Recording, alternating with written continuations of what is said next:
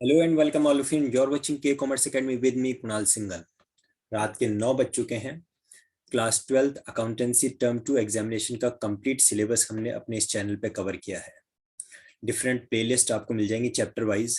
4 to 5 lectures का एक एक प्लेलिस्ट है जिसमें टर्म 2 का कंप्लीट सिलेबस आपको मिल जाएगा। अगर आपने पहले नहीं देखा है तो आप उसको डिस्क्रिप्शन में डिफरेंट प्लेलिस्ट के लिंक्स गिवन हैं, उन्हें देख सकते हैं। आज से हम स्टार्ट करने जा रहे हैं सैंपल पेपर्स, क्योंकि आपको ध्यान है 26 अप्रैल 2022 से बोर्ड एग्जामिनेशन से स्टार्ट होंगे। उससे पहले हमारे पास में सफिशिएंट समय है। आज है 28 फरवरी, तो डेली रात को 9 बजे जब हम मिलेंगे अब सैंपल पेपर्स को प्रैक्टिस किया करेंगे। सैंपल पेपर मैं अभी स्टार्ट कर रहा हूँ। एक बात और बहुत इंपॉर्टेंट, अगर जो सैंपल पेपर्स मैं आपके साथ यहाँ प्रैक्टिस कर रहा हूँ वो या उसके अलावा अदर प्रैक्टिस पेपर्स आपको चाहिए in the PDF format with the marking scheme, तो आपको और कुछ नहीं करना है। इस वीडियो के चैट बॉक्स में, इस वीडियो के कमेंट्स में आपको अपना मेल आईडी मेंशन कर देना है and I will just send you the PDF of practice papers, sample papers with marking scheme. तो आप उनको प्रैक्टिस करके अपनी प्रिपरेशन को बूस्टअप कर सकते हैं। इसके अलावा पर्सनल मेंटोरिंग के लिए आप मुझे मेल कर सकते हैं kunalsinghal85@gmail.com पे। किसी भी तरह का कोई क्वेरी है, कोई भी कंफ्यूजन है तो वो आप मुझसे डिस्कस कर सकते हैं। जो प्रैक्टिकल एग्जामिनेशंस आप लोगों के होंगे अकाउंटेंसी के, उसमें वाइवाज किस तरह के होते हैं वो सीरीज जल्दी ही पोस्ट होने वाले। मॉक वाइवाज के मैंने आप लोगों को से डिमांड किए थे कि जो भी मॉक वाइवाज में अपीयर होना चाहते हैं वो अपने आप को रजिस्टर कर सकते हैं। ऑलरेडी स्टूडेंट्स ने अपने आप को रजिस्टर कर दिया, उनके मॉक वाइवाज कंडक्ट हो चुके हैं। जल्दी ही इस सीरीज को मैं अपलोड करूंगा जिसमें accountancy, business studies and economics के वाइवा में क्या क्वेश्चंस पूछे जा सकते हैं, किस तरह के क्वेश्चंस पूछे जा सकते हैं, प्रोजेक्ट्स में आपको किस तरह से उसमें प्रिपेयर करना है, वो सबसे रिलेटेड रिकॉर्डेड लेक्चर्स अवेलेबल होंगे जल्दी ही।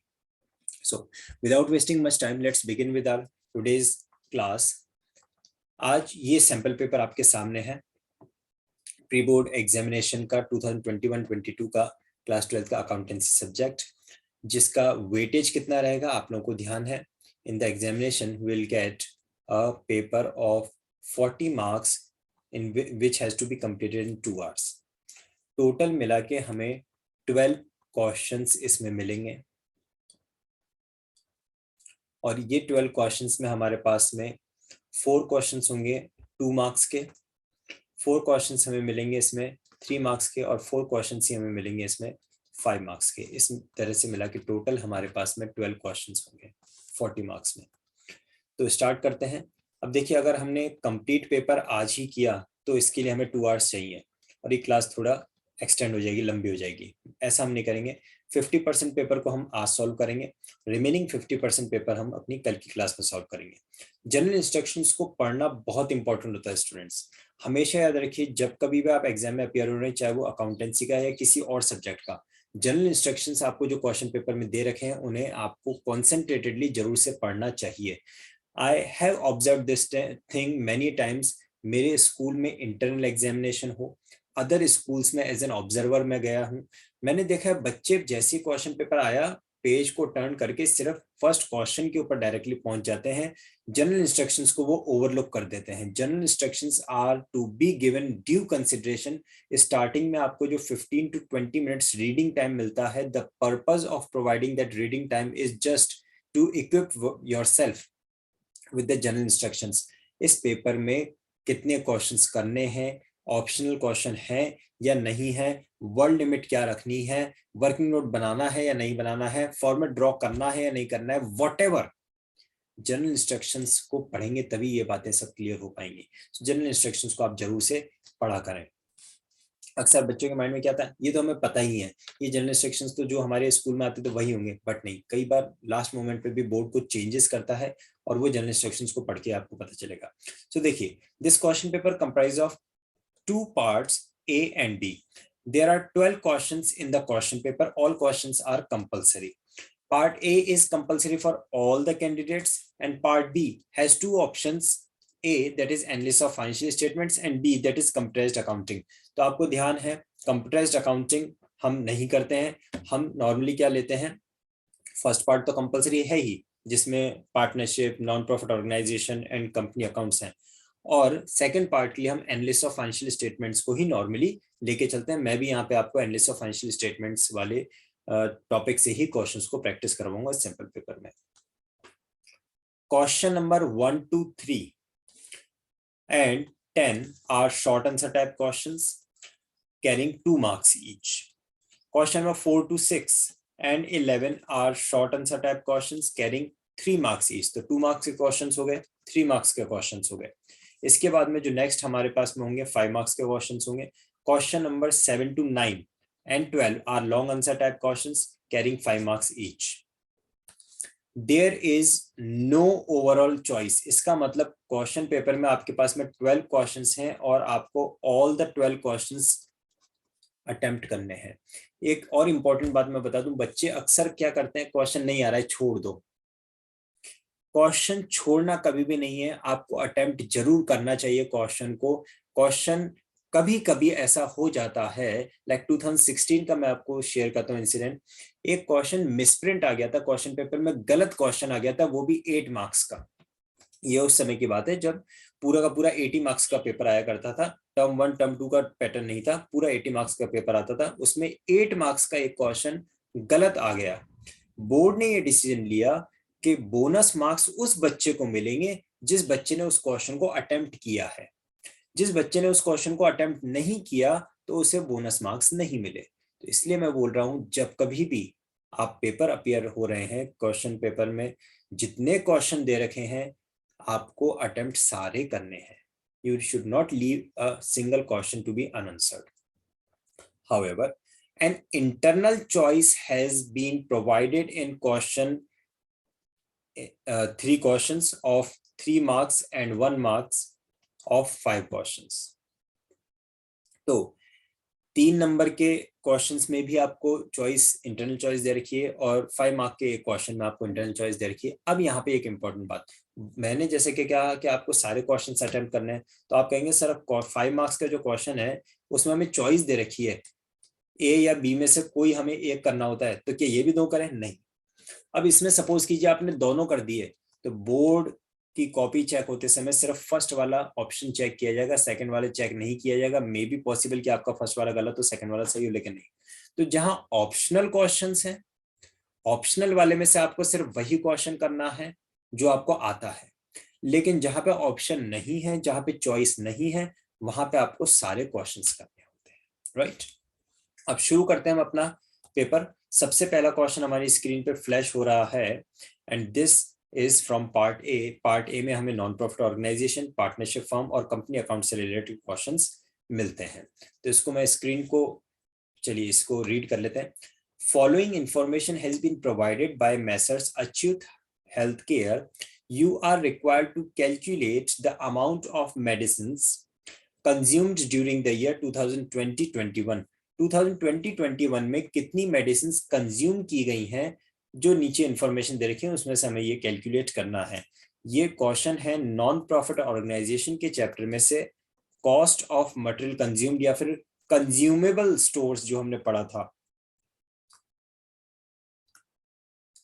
कंज्यूमेबल स्टोर्स का वैल्यू कैलकुलेट करने के लिए ये क्वेश्चन है। जो भी cost of material consumed calculate की जाती है, आपको ध्यान है, उसे हम इनकम एंड एक्सपेंडिचर अकाउंट में डेबिट करते हैं, the amount of material that have been consumed. और जो उसका क्लोजिंग स्टॉक होता है, क्लोजिंग स्टॉक ऑफ मटेरियल जो होता है, उसे हम बैलेंस शीट के एसेट्स में शो करते हैं। ये इसका मैंने डिस्क्लोजर भी आपको बताया। देखते हैं आगे क्या इंफॉर्मेशन दे रखी है। 2020-21 का ये अकाउंटिंग पीरियड देके चल रहे हैं। इंफॉर्मेशन में हमें दिया है, देखिए इंफॉर्मेशन में हमें दिया है stock of medicine on 1 April 2020, that is opening stock दे रखा है। Creditors of medicine on 1 April 2020 यानी कि ओपनिंग क्रेडिटर्स आपको दे रखे हैं। Stock of medicine on 31 March 2021 यानी कि क्लोजिंग स्टॉक आपको दे रखा है। Creditors for medicine as on March 31, closing creditors भी आपको दे रखे हैं। Cash purchases of medicine during the year, this is the value of medicine purchased for cash during the year, and credit purchase of medicine during the year. और and this is the amount that have been purchase for credit. ये cash purchases है या आपकी credit purchases है। Let me help you people to recall the formula for the calculation of cost of material consumed, opening stock plus purchases minus closing stock। ये हमारा short formula होता है। Purchases में हम कैश परचेज भी लेते हैं और क्रेडिट परचेजेस भी लेते हैं। अब बात आती है कि इस क्वेश्चन में हमें ओपनिंग स्टॉक गिवन है क्या? Answer is yes.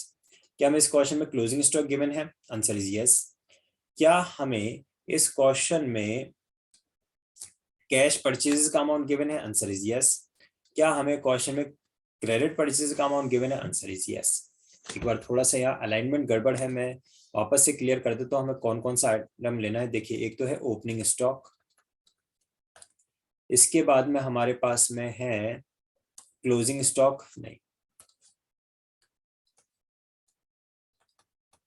ठीक है, इसके बाद में हमारे पास में है कैश परचेजेस, देन हमारे पास में है क्रेडिट परचेजेस। तो ये टोटल हमें चीजें लेनी है, opening stock, closing stock, cash purchase and credit purchases. क्या हमें opening creditors and closing creditors को भी कंसिडरेशन में लेना है? आंसर इज नो, बिकॉज हमें डायरेक्टली क्रेडिट परचेज का अमाउंट क्वेश्चन में दे दिया है, इसलिए हमें इस क्रेडिटर्स के ओपनिंग और क्लोजिंग वैल्यू की जरूरत नहीं होती है।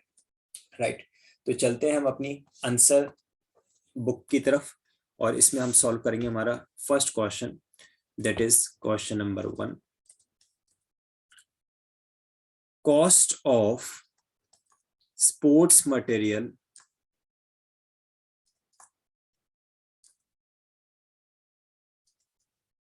consumed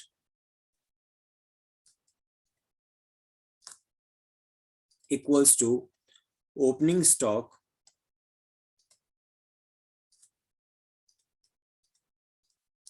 plus purchases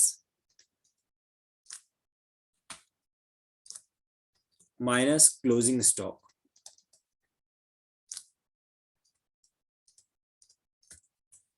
अब क्वेश्चन में से देख देख के हमें वैल्यूज फिल करनी है। यहाँ पे हमें ओपनिंग स्टॉक कितना दे रखा है क्वेश्चन में?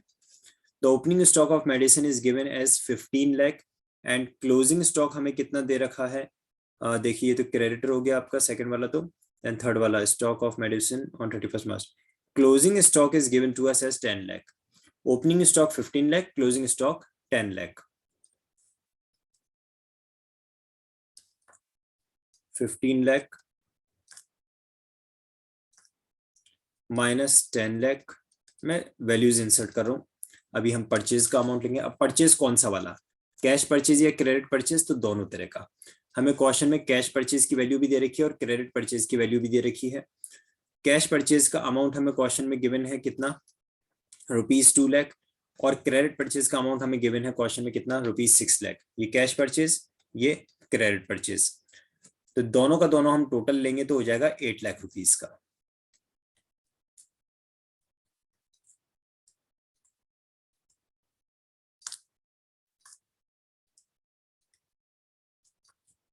इसको आप सॉल्व कर लें। 15 + 8 23 - 10, so we'll get ₹13 lakh as the cost of material, sports material consumed।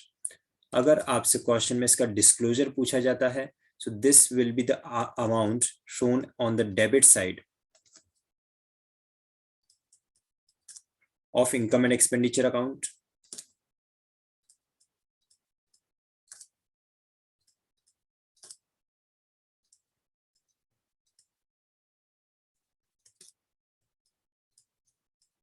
और अगर हम बात करें कि बैलेंस शीट की, तो ये जो क्लोजिंग स्टॉक है 10 लाख रुपीज का, this will be shown on the asset side of the balance sheet.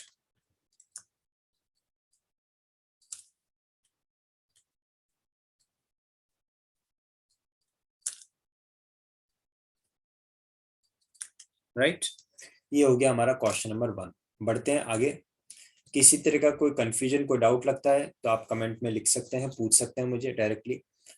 और अभी अगर डाउट नहीं आता है, बाद में अगर कोई डाउट अराइज होता है तो आप मुझे मेल कर सकते हैं kunalsinghal85@gmail.com पे। सेकंड क्वेश्चन देखिए क्या है हमारे सामने। थियोरेटिकल नेचर का क्वेश्चन है। Distinguish between dissolution of partnership and dissolution of partnership firm. Dissolution of partnership का मतलब होता है रिकॉन्स्टिट्यूशन,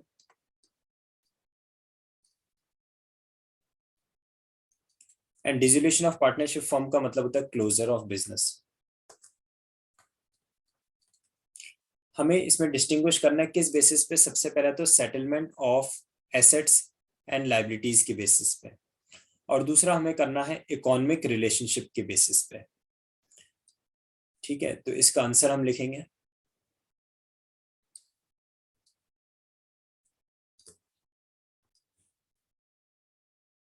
हमें डिस्टिंग्विश करना है सबसे पहला तो settlement of assets and liabilities के बेसिस पे। और हमेशा याद रखिए स्टूडेंट्स, आप जितना अच्छा प्रेजेंटेशन अपने आंसर का देंगे उतनी इजीली आपको मार्क्स मिलेंगे। लाइक आप प्रॉपर फॉर्मेट बना के अगर डिस्टिंक्शन करते हैं तो आपको इजीली मार्क्स मिलेंगे।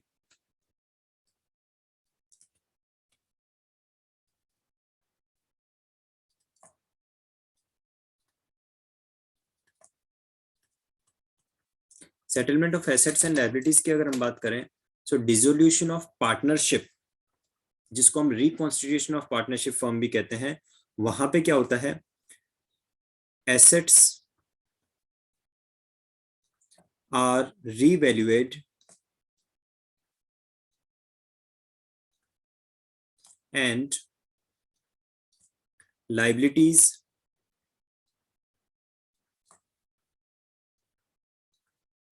are reassessed.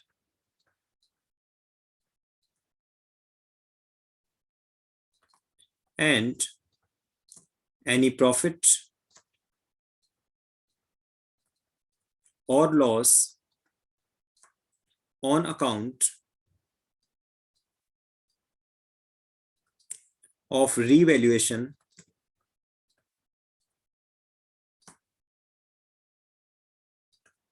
is shared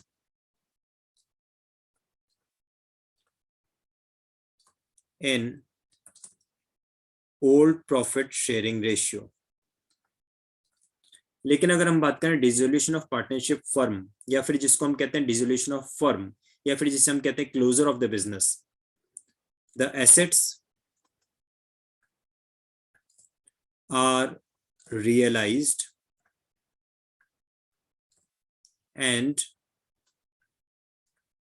liabilities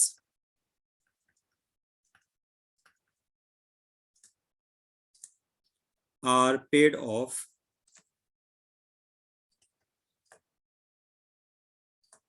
and surplus or deficit is adjusted among partners। यहाँ पे ओल्ड और न्यू की कोई बात ही नहीं होती, क्योंकि एक ही फिक्स प्रॉफिट शेयरिंग रेशियो है, उसी में वो एडजस्ट कर दिया जाएगा।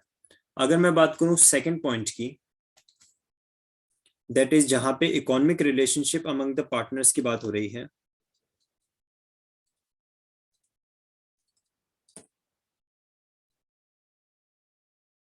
देखिए क्वेश्चन आया है distinguish between dissolution of partnership and dissolution of partnership firm, और उन्होंने किन बेसिस पे आपको डिस्टिंक्शन करना है वो बेसिस भी स्पेसिफाई किए हैं। अब अगर आप जनरल अपने बेसिस पे कोई और डिस्टिंक्शन कर देंगे तो आपको मार्क्स नहीं मिलेंगे, because they have specified the particular points on particular basis on which you have to distinguish them.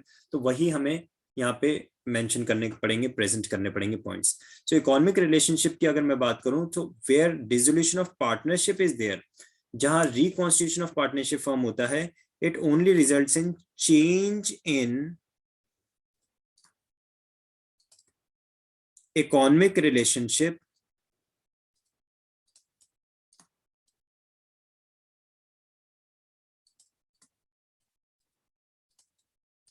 of partners।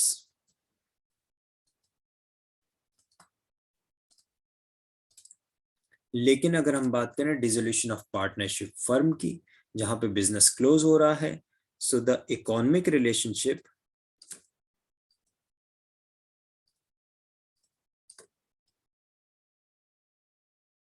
among the partners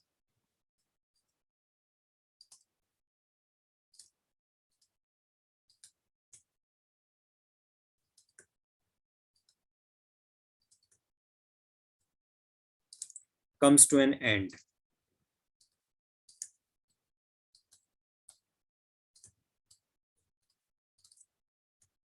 Comes to an end. Right. चलते हैं क्वेश्चन नंबर 3 की तरफ. क्वेश्चन नंबर 3 हमारे पास में है numerical nature का. Suresh, Ramesh and Tushar were partners in a firm sharing profits and losses in the ratio of 6:5:4. Ramesh retired.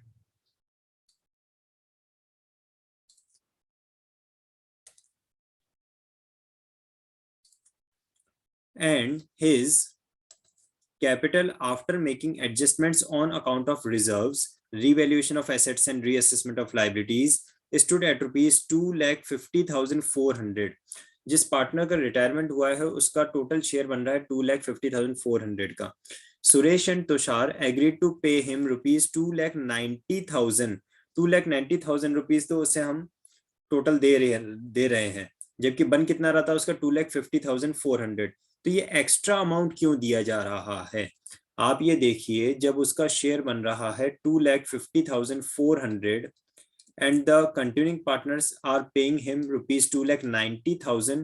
So what is the reason why they are paying rupees 39,600 in addition? Extra क्यों दे रहे हैं उसे ये? जब उसका share 2,50,400 बन रहा है, ये दिया हुआ है यहाँ पे, और उसे वो 2,90,000 का पे कर रहे हैं, तो एक्स्ट्रा क्यों पे कर रहे हैं? 36,600 रुपीज क्यों एक्स्ट्रा पे किया जा रहा है?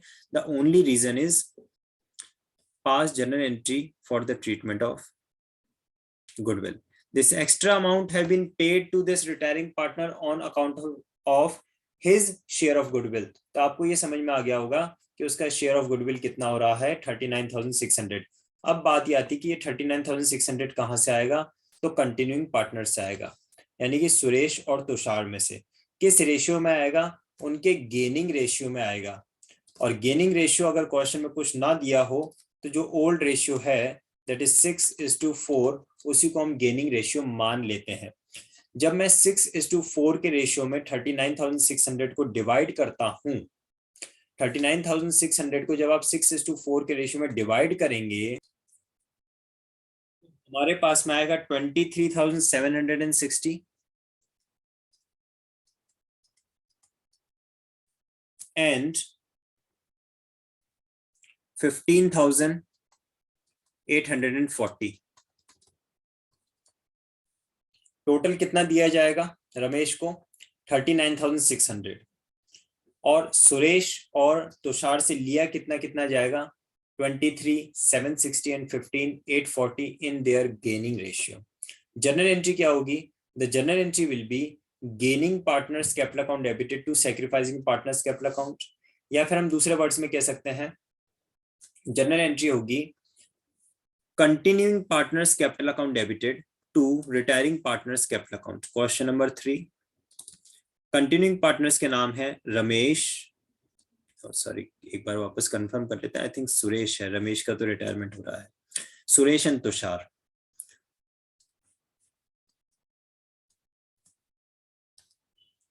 Continuing partners capital account debited, so Suresh capital account debited,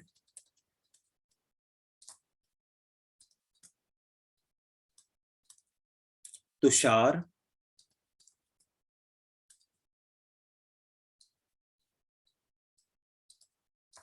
capital account debited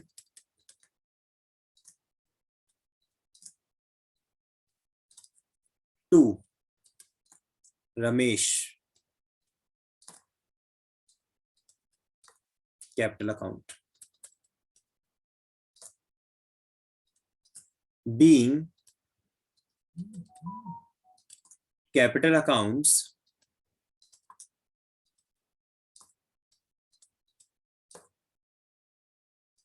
of partners adjusted for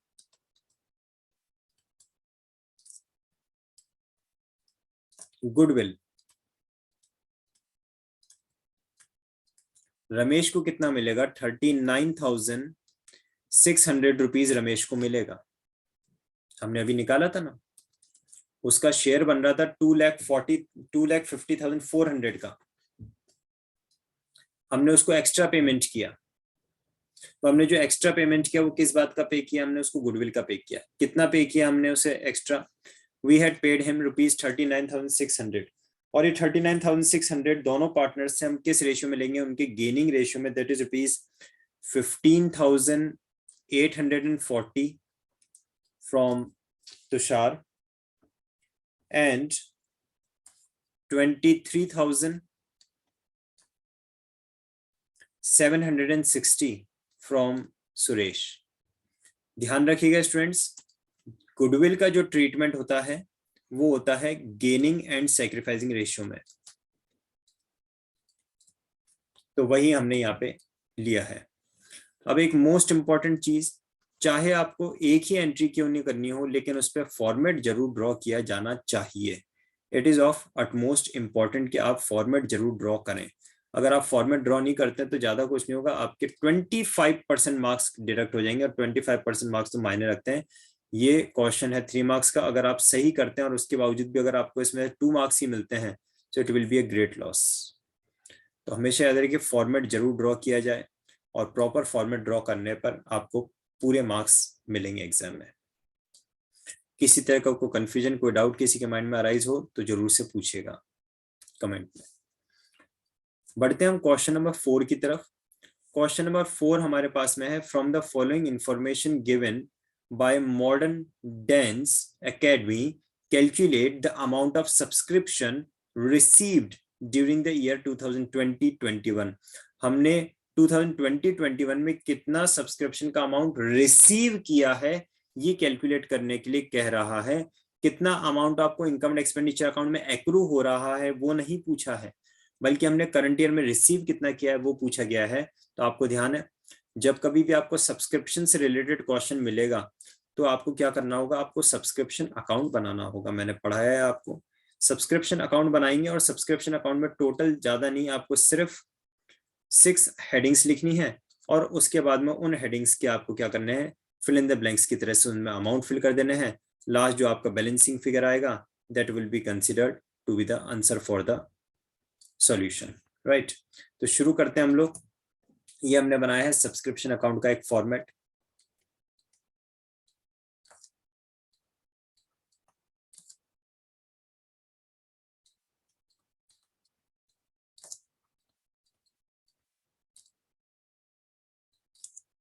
question number 4,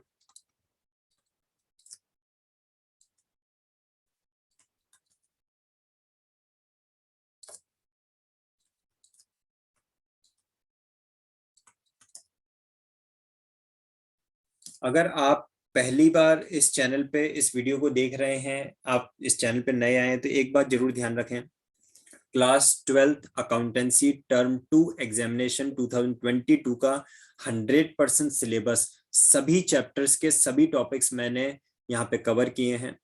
इस वीडियो के डिस्क्रिप्शन में आपको वो प्लेलिस्ट के लिंक मिल जाएंगे जहाँ पे जो भी चैप्टर आपको डाउटेड है, it may be the non profit organisation, it may be the retirement of a partner, death of a partner, dissolution of partnership from company accounts, the issue of debentures, it can be the comparative and common size statements, and it can be the cash flow statement.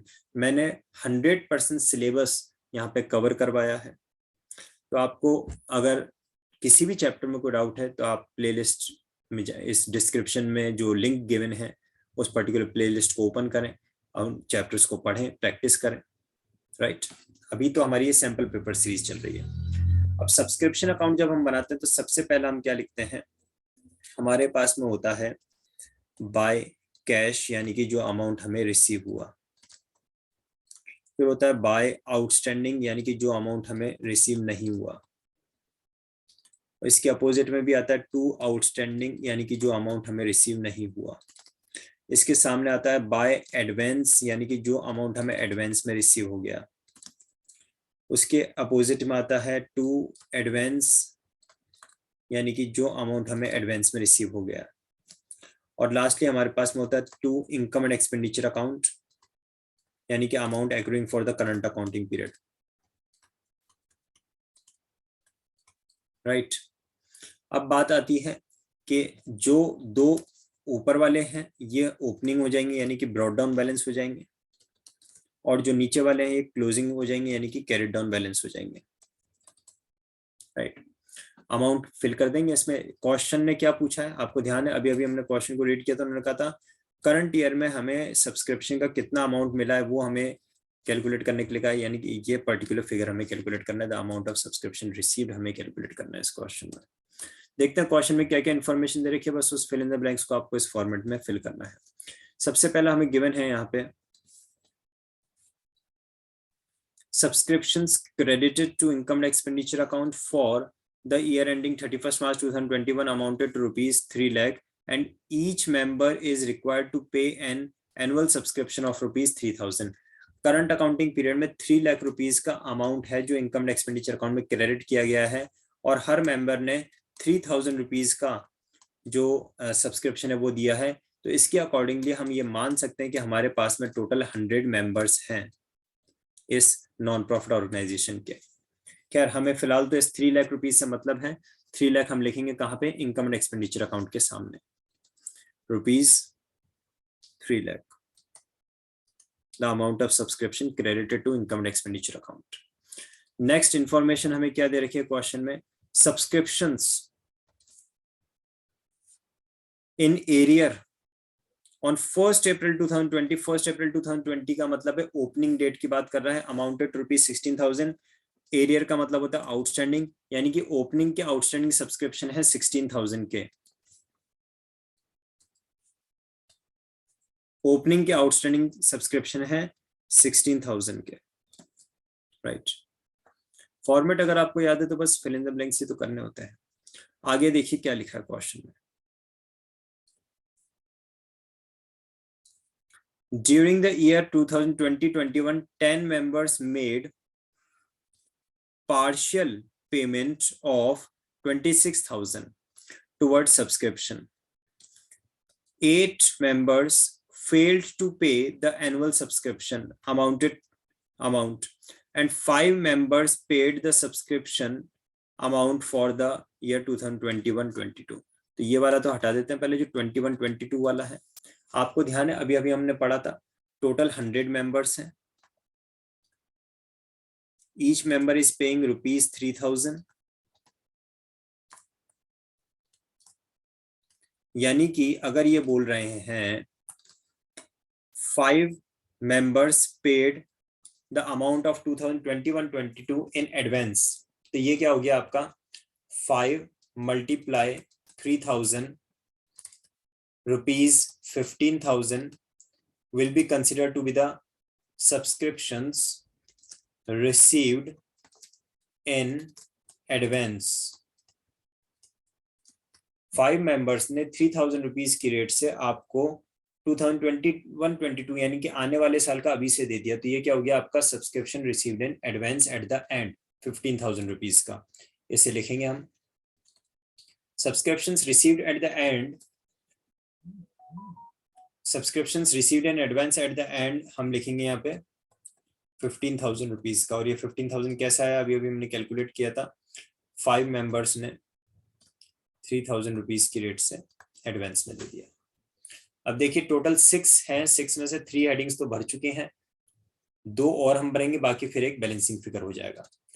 Further हमें क्या दे रखा है question में, लिखा है 10 members made partial payment of rupees 26,000। 10 members से 3,000 rupees की rate से हमें 30,000 रिसीव होना चाहिए था, जबकि रिसीव हुआ है 26,000, तो कितना रिसीव नहीं हुआ 4,000, ये है एरियर का amount.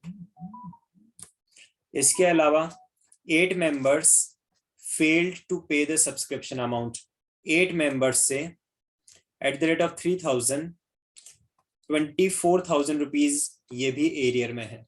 So what is the total amount in arrear? Rupees 4,000 plus rupees 24,000. The total amount in arrear will be rupees 28,000 for the current accounting period. Current accounting period के लिए टोटल अमाउंट आउटस्टैंडिंग कितना हो जाएगा? 28,000 rupees का, क्योंकि कुछ लोगों ने पैसा कम दिया, कुछ लोगों ने नहीं दिया, तो टोटल अमाउंट एरियर में कितना हो गया हमारा? रुपीज 28,000. फर्दर देखते हैं क्वेश्चन में क्या इंफॉर्मेशन और दे रखी है. लास्ट सेंटेंस क्वेश्चन में लिखा हुआ है हमारे लिए, during 2019-20 12 members paid the subscription amount for 2021. यानी कि 1920 में ही उन्होंने पैसे दे दिए थे, पिछले साल ही दे दिया था. 12 मेंबर्स ने 3,000 रुपीज की रेट से 36,000 रुपीज लास्ट ईयर ही पे कर दिया था. So this will be called as the subscription received in advance in the beginning,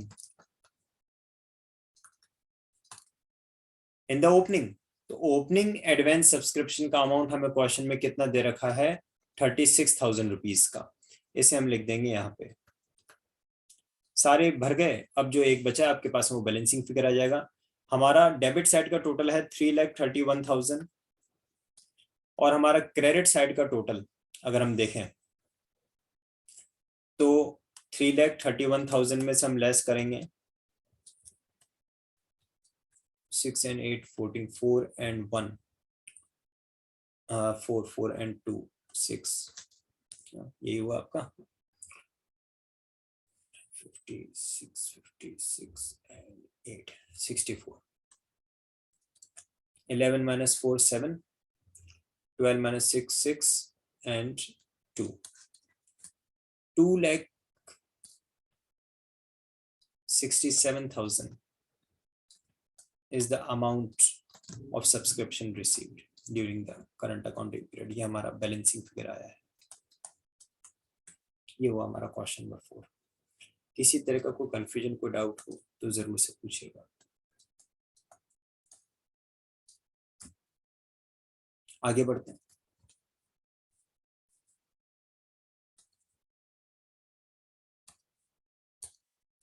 next हमारे पास में जो क्वेश्चन है वो इसी नॉन प्रॉफिट ऑर्गेनाइजेशन में से है और ऑप्शनल में है. यानी कि अगर आपने सब्सक्रिप्शन अकाउंट नहीं बनाया है तो आप ये नेक्स्ट क्वेश्चन भी कर सकते हैं. हम तो खैर दोनों ही करेंगे. जो नेक्स्ट क्वेश्चन है, following information is given by alchemy medical college library department for the year 2020-21. ये इंपॉर्टेंट होता है कि करंट अकाउंटिंग पीरियड कौन सा है उसको आप अपने माइंड में ध्यान रख लें, जिससे हमें पता चल जाए कि एडवांस के अमाउंट कौन से हैं, आउटस्टैंडिंग के अमाउंट कौन से, प्रीवियस ईयर के कौन से, करंट ईयर के कौन से हैं. तो ये जो क्वेश्चन हमें दे रखा है हमारे सामने, ये कौन से अकाउंटिंग पीरियड के लिए दे रखा है? 2020-21 के लिए दे रखा है. यानी कि अगर कोई 2019-20 का होगा तो वो तो हो जाएगा प्रीवियस ईयर. अगर कोई 2021-22 का होगा तो वो हो जाएगा फ्यूचर ईयर. हमारा करंट अकाउंटिंग पीरियड है 2020-21. दे रखा है books and journals fund as on 1 April को जो फंड दे रखा है वो क्या है? ओपनिंग बैलेंस है. 7% books and journal fund investments हैं. ओपनिंग इन्वेस्टमेंट्स आपको दे रखे हैं, ये asset side of the balance sheet में जाएंगे. इंटरेस्ट ऑन बुक्स, ये आपको इंटरेस्ट रिसीव्ड हुआ है इस इन्वेस्टमेंट पे, इसको आप क्या करेंगे? पर्टिकुलर फंड में ऐड कर देंगे. डोनेशन फर्दर रिसीव हुए हैं, ये भी आपके ऐड हो जाएंगे किसमें? जो फंड है उसमें. बुक्स परचेज्ड, आपने जो बुक्स परचेज की ये एक्सपेंस है, तो इसको आप क्या करेंगे? इसको आप लेस कर देंगे पर्टिकुलर फंड में से. और जनरल फंड आपको दे रखा है, जनरल फंड ओपनिंग बैलेंस दे रखा है हमें 10 लाख रुपीज का. अब ये एक चीज इंपॉर्टेंट समझने की है, जो बुक्स आपने परचेज की ये बुक्स आपके एसेट्स हैं. जो बुक्स आपने परचेज की ये बुक्स आपके एसेट्स हैं. और जब कभी देखिए जो एक्सपेंडिचर है वो दो तरह के होते हैं. बहुत इंपॉर्टेंट कॉन्सेप्ट मैं आपको बता रहा हूँ, ध्यान से सुनना. फंड बेस्ड अकाउंटिंग में इस पर्टिकुलर कॉन्सेप्ट से रिलेटेड बहुत कम क्वेश्चन एग्जाम में बुक में दे रखे हैं आपको प्रैक्टिस के लिए. जो एक्सपेंडिचर होते हैं वो दो तरह के होते हैं. एक होता है revenue expenditure,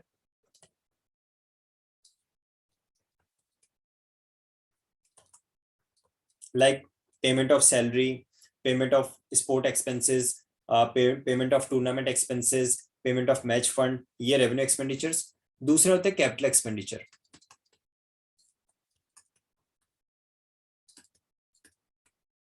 like purchase of books, construction of building, construction of cycle shed, जहाँ पे कोई एसेट मिलता है। जब हम बात करते हैं fund based accounting revenue expenditure में, तो रेवेन्यू एक्सपेंडिचर के फंड बेस्ड अकाउंटिंग में पर्टिकुलर फंड में से उस एक्सपेंस को लेस कर दिया जाता है और काम खत्म।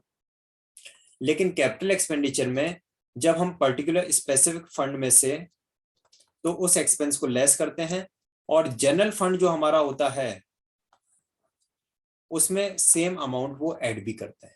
ये डिफरेंस है कैपिटल एक्सपेंडिचर और रेवेन्यू एक्सपेंडिचर के फंड बेस्ड अकाउंटिंग में।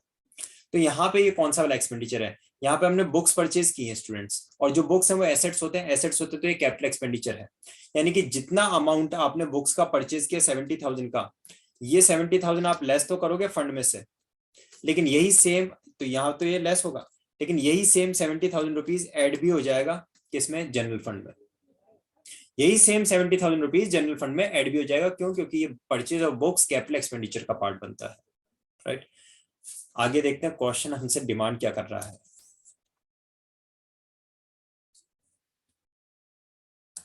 Show the following accounting treatment, show the accounting treatment of the above mentioned items in the balance sheet of Alchemy Medical College as at 31st March 2021।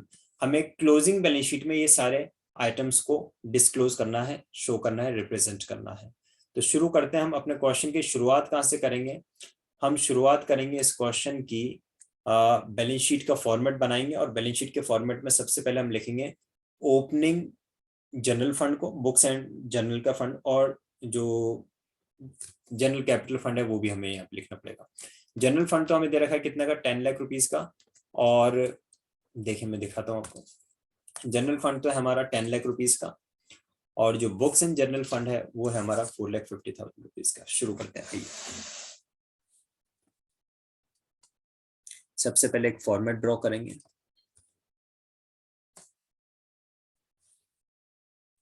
इसके ऊपर proper heading लिखी जाएगी।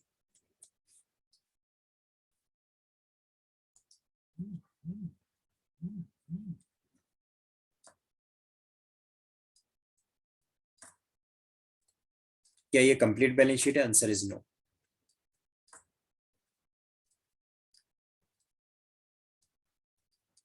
As on 31st March 2021 ये लिखा।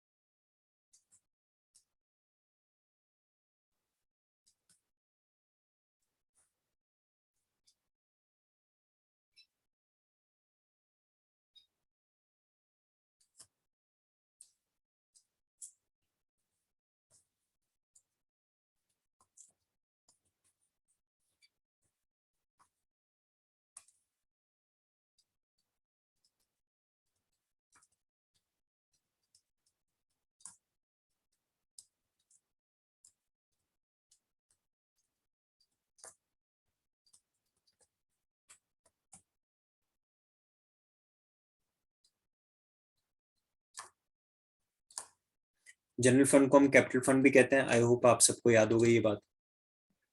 10 lakh rupees का दे रखा है question में। इसमें हम करेंगे ऐड बुक्स परचेज्ड,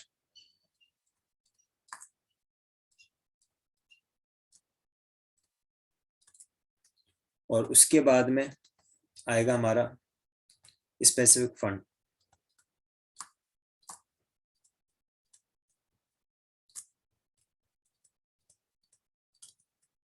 जिसका बैलेंस हमें क्वेश्चन में कितना दे रखा है, 4,50,000 रुपीज का।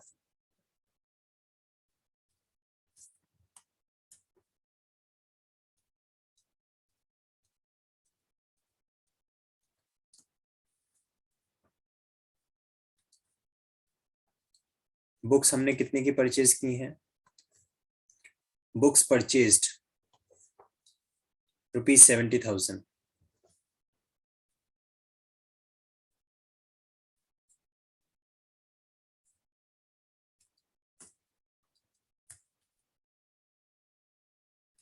ये 70,000 रुपीज स्टूडेंट्स हम जनरल फंड में ऐड करेंगे।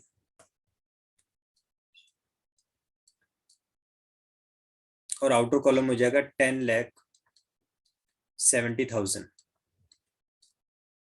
और यही बुक्स परचेज्ड हम स्पेसिफिक फंड में से लेस करेंगे।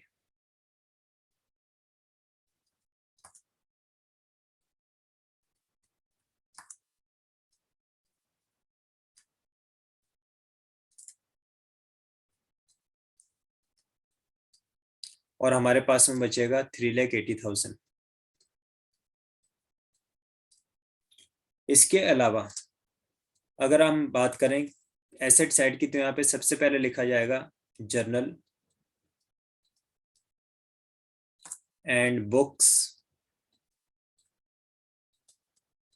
फंड इन्वेस्टमेंट, जो भी उसका ओपनिंग बैलेंस है। और उसके अलावा यहाँ पे लिखा जाएगा बुक्स परचेज जो हमने की है। तो बुक्स तो कितने की परचेज की है वो साफ साफ याद ही है हमें, अभी अभी हमने पढ़ा 70,000 की, वो यहाँ पे आएंगे। और जनरल फंड इन्वेस्टमेंट कितना है वो क्वेश्चन में देख लेते हैं। हमें क्वेश्चन में गिवन है general fund investment 7%, 4 lakh rupees का।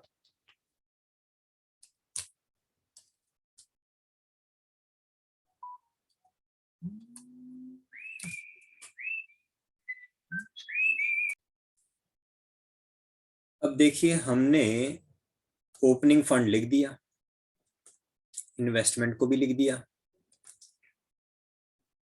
बुक्स जो परचेज की थी उनको भी कंसीडर कर लिया, जनरल फंड को भी लिख दिया। बचे कौन कौन से हमारे पास में? एक तो बचा डोनेशन। तो चलो पहले डोनेशन को लिख ही देते हैं, 20,000 रुपीज का डोनेशन। ठीक है, इसको लिख ही देते हैं।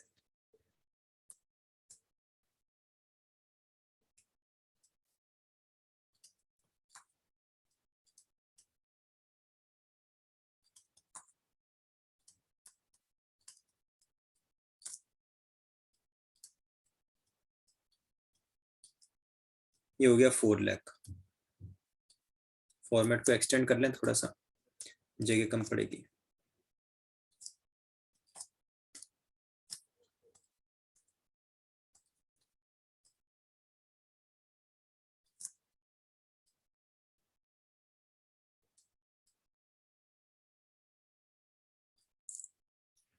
ये 4 लाख हो गया। अब बचा क्या हमारे पास में? Interest on fund. इंटरेस्ट के लिए थोड़ा सा आप एक बार कॉन्सेंट्रेट करना। देखो यहाँ पे इसने आपको बाकायदा परसेंटेज दे रखा है। 4 लाख का इन्वेस्टमेंट था, 4 लाख पे ओपनिंग वाला, 4 लाख पे 7% की रेट से अगर आप निकालें तो 28,000 रुपीज का इंटरेस्ट आपको रिसीव होना चाहिए। 4 लाख पे 7% की रेट से आपको 28,000 रुपीज का इंटरेस्ट रिसीव होना चाहिए, जबकि इंटरेस्ट रिसीव कितना हुआ है? 13,000 ही हुआ है। तो रिमेनिंग क्या हो जाएगा? 28 में से आप जब 13 लेस करोगे तो रिमेनिंग का जो अमाउंट है वो माना जाएगा एक्रूड इंटरेस्ट 15,000 का। इसका हम कैसे डिस्क्लोजर करेंगे? इसको देखो आप, एड इंटरेस्ट ऑन इन्वेस्टमेंट 28,000 और ये अमाउंट आ जाएगा आउटर कॉलम में ₹4,28,000। ये काम तो हो गया खत्म। और एक्रूड इंटरेस्ट यहाँ पे आ जाएगा,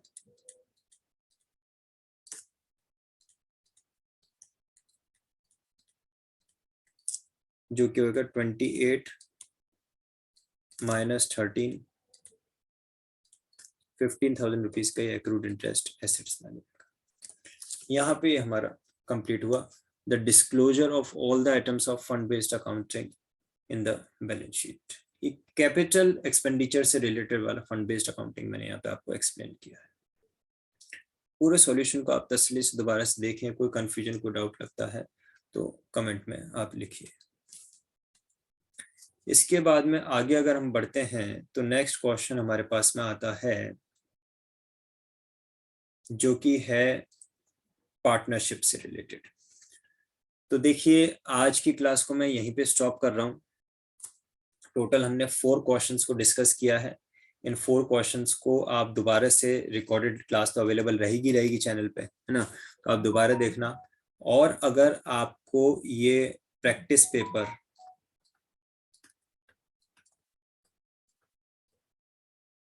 sample paper with marking scheme आपको चाहिए प्रैक्टिस करने के लिए टर्म 2 के, तो आप कमेंट में अपना मेल आईडी मेंशन कीजिए।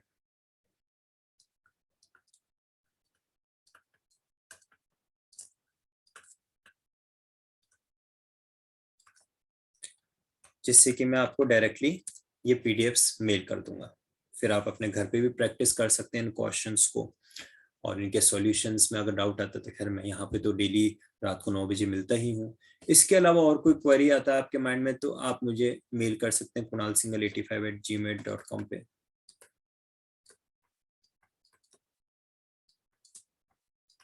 और एक स्पेशल अपॉर्चुनिटी, आप के कॉमर्स एकेडमी का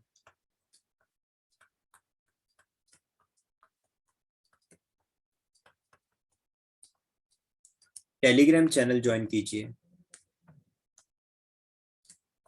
जहां पे आपको काफी सारी study material free of cost मिलेगा। बहुत सारा स्टडी मटेरियल मैंने वहां पे अपलोड कर रखा है, accountancy, business studies, economics and all का। एंड स्टूडेंट्स, अगर आपको इस वीडियो से, लेक्चर से, मेरे इन क्लासेस से कुछ भी बेनिफिट मिल रहा है, do share these videos with your friends and classmates. That's all for tonight. I hope you all had enjoyed and learned a lot. मिलेंगे कल रात को 9 बजे with further questions of this same sample paper. Thank you. Good night.